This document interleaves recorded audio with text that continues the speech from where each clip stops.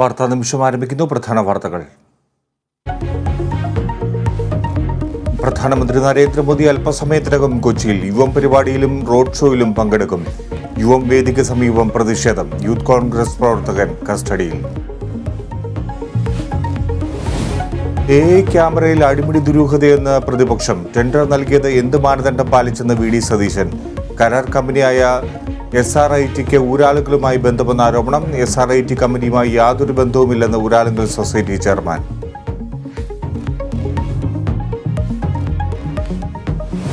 മലങ്കര വർഗീസ് വധക്കേസിൽ മുഴുവൻ പ്രതികളെയും CBI കോടതി വെറുതെ വിട്ടു. വിധി വന്നത് കൊലപാതകം നടന്ന 20 വർഷങ്ങൾക്ക് ശേഷം. യാക്കോബായ സഭയിലെ ഫാദർ വർഗീസ് തെക്കേക്കരയായിരുന്നു കേസിൽ ഒന്നാം പ്രതി.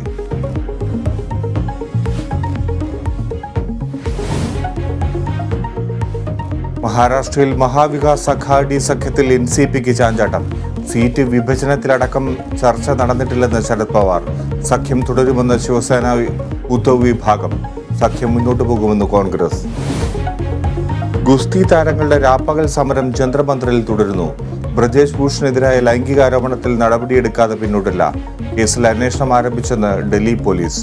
കായിക മന്ത്രാലയത്തിന്റെ സമിതിയോട് റിപ്പോർട്ട് തേടി.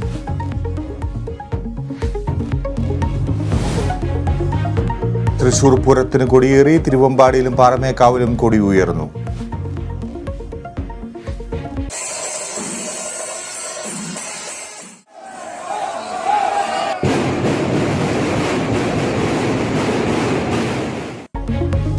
ശക്തന്റെ തട്ടകം ഇനി പൂരാവേശത്തിൽ. പൂരത്തിന് ഇനി 6 നാൾ.